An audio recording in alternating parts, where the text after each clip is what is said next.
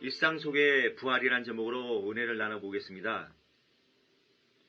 예수님의 부활을 둘러싸고 성경을 읽다가도 늘 이해가 안 되는 부분이 있습니다. 그런데 그 해답을 찾고 보니까 그 속에 놀라운 부활의 비밀이 숨어 있음을 발견하게 되었습니다. 제가 부활 사건에 대해서 이해가 안 되는 내용은 이런 것입니다. 예수님이 십자가에 달려 돌아가신 후 이제는 자기들이 체포될 차례라고 생각한 제자들은 한 곳에 깊이 숨어 있었습니다. 그런데 막달라 마리아가 예수님의 부활 소식을 전해왔고 얼마 안 돼서 예수님이 직접 제자들 앞에 나타나셨습니다. 그렇게 예수님이 부활 후 2번씩이나 제자들 앞에 나타나셨습니다. 그런데 이상한 것은 그들이 왜 갈릴리로 돌아갔느냐 하는 것입니다. 예수님은 예루살렘 근처인 감난산에서 승천하셨습니다. 그러니까 부활해서 승천까지 40일인데 그 기간에 그냥 예루살렘에 남아있지 뭐하러 갈릴리에 내려갔느냐는 것입니다.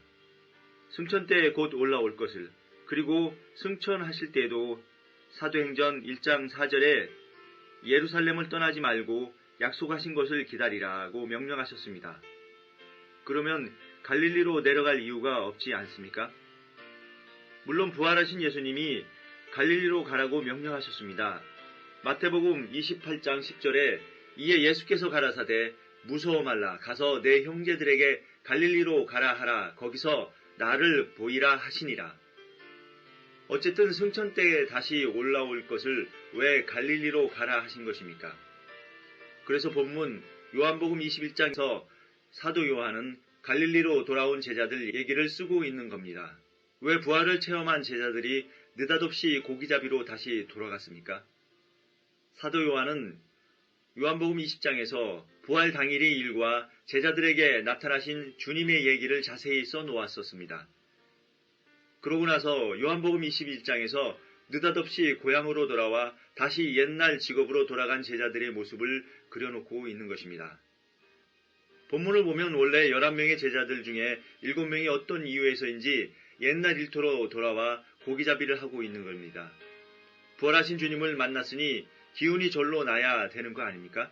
그래서 당장 복음 전하러 가려고 안달하거나 열심을 내야 되는 게 옳지 않습니까? 그런데 왜 지금 갈릴리에서 머물고 있는 것일까요? 왜 제자들은 부활을 목격하고도 갈릴리에서 머물러 있는가요? 여기서 질문에 대한 답변을 해보겠습니다. 제자들이 예수님의 십자가에 충격을 받아서 갈릴리로 낙향했다는 설. 제가 중학교 때 아랑드롱이 주연한 암흑가의 두 사람이란 영화를 봤는데 거기서 처음으로 단두대를 보고 그 섬뜩함에 며칠 동안 잠을 못 잔 적이 있었습니다. 누구든지 마찬가지로 사람이 너무 충격적인 장면을 보면 한동안 정신이 빠져나가게 됩니다. 아무 준비가 안 된 상태에서 큰일을 만나게 되면 곧 공황 상태에 빠지게 됩니다. 예를 들면 연례적으로 하는 건강진단을 받다가 갑자기 암이 발견되었다든지 아니면 좌천되어서 엉뚱한 곳으로 발령을 받게 되었다든지 할 때에 사람들은 한동안 멍하니 정신을 못 차리게 됩니다. 12제자들의 경우 갑자기 예수님이 죽음을 접했습니다. 물론 주님께서도 죽음을 예고하긴 했지만 설마 했었는데 그게 현실로 닥치고 만 것입니다. 더군다나 참혹한 십자가형입니다. 그래서 충격을 받아서 정신이 멍해져서 갈릴리로 내려가서 물고기나 잡고 있었다는 설입니다. 또 부활 사건을 통해서 충격을 받았을 수 있습니다. 만약 제자들이 부활을 믿었다면 그것은 내세와 관계된 일이었을 것입니다. 그러나 예수님의 부활은 살아있는 사람 가운데서 일어났습니다. 복음서를 읽어보면 저자들이 이 부활에 대한 반응을 열거해 줄 말을 찾아내려고 무진 애를 쓴 것을 봅니다. 놀람, 기히 여김, 경악 등등의 단어를 써보았지만 그런 것들을 다 동원해 부활에 대한 반응을 제대로 전달하기는 불가능했습니다. 그러니까 지금 제자들은 이런 일에 대해서 적응을 못하고 있는 것입니다. 지금 제자들의 문제가 뭐냐 하면 돌아가셨던 예수님이 자기들 가운데 살아계신다는 부정할 수 없는 증거들을 받았습니다. 2번이나 눈앞에 나타나셨잖아요. 이 부활은 전에는 결코 일어났었던 적이 없었습니다. 이 생에서의 부활은 생각할 수도 없는 일이었던 겁니다. 현재적 부활이란 개념은 그들에겐 너무나 거대한 개념인 것입니다. 도무지 세상 상식에 대한 그들의 생각이 들어맞지 않았습니다. 한마디로 제자들의 사고력으로는 그 사건을 감당할 수가 없었던 것입니다. 상상으로나 감정적으로나 그들은 어찌할 바를 모르고 허둥대고 있는 것입니다. 여러 말씀드릴 필요 없이 지금 이 자리에 돌아가신 한경직 목사님이 육체로 나타나셔서 우리와 함께 예배드리는 상황이 벌어진다면 그게 단순히 신기하고 기쁘기만 한 일이겠습니까? 그건 우리 사고력에 일대 혼란을 가져오는 엄청난 일이 됩니다. 적응이 안 되는 것입니다. 지금 예수님의 부활을 접한 제자들이 바로 그런 모습인 것입니다. 한마디로 제정신이 아니다는 것입니다. 위의 두 설명은 타당성이 있습니다. 그러나 정답은 아니라고 봅니다. 정답은 다음과 같다고 생각합니다. 제자들은 부활을 체험하고 자기 일상으로 돌아간 것입니다. 제자들에게 부활이란 그동안 죽음 이후의 삶이었습니다.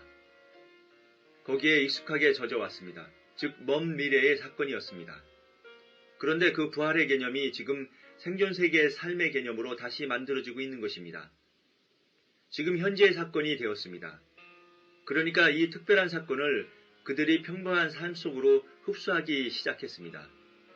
지금 부활하신 예수님이 자기들과 함께하고 계심을 믿었던 것입니다. 가끔씩 직접 나타나셨지만 나타나지 않으신 때에도 부활의 계심을 믿었던 것입니다. 그래서 그들은 본능적으로 옛 일상으로 뛰어든 것입니다. 옛날에 예수님과 함께 계실 때와 지금이 달라진 것이 없는 것입니다. 그렇다면 물고기를 잡았다는 일은 사도직을 버리고 업으로 돌아간 것이 아니라 그냥 먹거리, 끼니를 해결하기 위해서 잠시 그물을 잡았다는 뜻이 됩니다.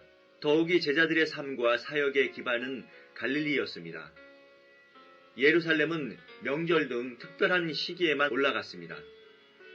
정리하면 제자들이 갈릴리로 내려간 것은 그들이 일상으로 다시 돌아갔다는 것입니다. 예수님이 자기들과 함께 거하던 그 장소와 그 생활로 다시 돌아간 것입니다. 그리고 부활하신 주님이 과거처럼 자기들과 함께 하신다고 확실히 믿었습니다. 실제로 예수님은 간혹 직접 나타나셔서 제자들을 격려해 주셨습니다. 제자들과 해변에서 식사하신 장면도 바로 그런 이유라고 생각합니다. 즉 예수님께서는 부활 사건은 특별한 사건이 아닌 일상의 사건으로 그들 속에 각인시키기 위해 예수님은 그들과 식사를 나누신 것입니다. 와서 조반을 먹으라 말씀하셨을 때 그건 제자들이 평소에 듣던 바로 그 말씀이었습니다. 우리 어머니들이 매일 아침마다 일상적으로 같은 말을 하잖아요. 아들아 밥 먹어라. 여기서 우리가 얻는 교훈이 바로 이것입니다. 일상의 부활을 살아내야 한다는 것입니다. 부활절에만 예수님의 부활을 묵상하는 것이 아니라 오늘 가정에서, 교회에서 부활하신 예수님과 교제하고 같이 떡을 떼야 합니다. 사복음서에서의 부활에 대한 기사를 꼼꼼히 읽어보십시오. 그 누구라도 복음서의 제자들은 자기들이 기록한 부활 얘기에 대해서는 그 어떤 것도 증명하려 들지 않습니다. 그냥 우리들로 하여금 부활의 삶에 참여하고 실천하도록 초청하고 있습니다. 오늘 사도 요한의 본문도 마찬가지입니다. 그는 우리에게 예수님의 부활을 믿으라고 강요하지 않습니다. 다만 요한과 그의 6 동료들은 예수님과 함께 해변의 아침 식사에 참여합니다. 그렇게 일상 속에서 부활하신 주님과 동행하는 관계로 살았습니다. 오늘 주님께서 준비한 식사는 그저 업무 중 식사입니다. 특별한 식사가 아니라 그냥 일상 중의 식사라는 뜻입니다. 오늘 우리가 일상에서 부활하신 예수님을 만나야 한다는 것입니다. 심지어는 매일 식사 시간에도 주님과 함께 식사를 해야 한다는 것입니다. 휴식 시간에도 부활하신 주님과 함께 쉬어야 한다는 것입니다. 그것이 바로 제자들이 갈릴리로 내려간 이유가 아닐까요? 그들은 부활을 너무 확실히 확인했기 때문에 과거의 일상으로 다시 돌아갈 수 있었던 것입니다. 크게 달라진 게 없으니까요. 다시 반복해서 말씀드립니다. 부활은 우리의 평소의 사고 범위 바깥에 있습니다. 우리 주님께서도 그것을 알고 계셨습니다. 그래서 부활을 일상으로 끌어오기 위해서 주님은 그들에게 작업 중 식사를 준비해 주셨습니다. 본문 요한복음 21장의 해변가 식사는 최후의 만찬처럼 특별한 식사가 아니었습니다. 제자들은 주님과 함께 일상적 식사를 하면서 부활하신 예수님이 자기들의 일상과 함께 하신다는 것을 알아가기 시작했습니다. 오늘날 우리도 바로 그 연장선상에 있다는 것입니다. 부활은 이벤트가 아니라 일상임을 알라는 것입니다. 영적인 시간들뿐 아니라 우리가 삶을 영위해 나가는 모든 육적 분야에까지 부활은 세세하게 영향 미친다는 것입니다.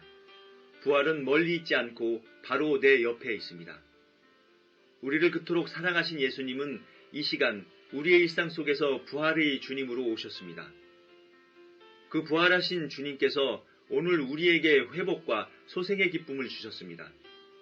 그 은혜가 부활절을 맞이한 이 아침에 여러분의 마음에 그리고 가정과 일터 위에 넘쳐나시기를 주 예수 그리스도의 이름으로 축원합니다. 아멘.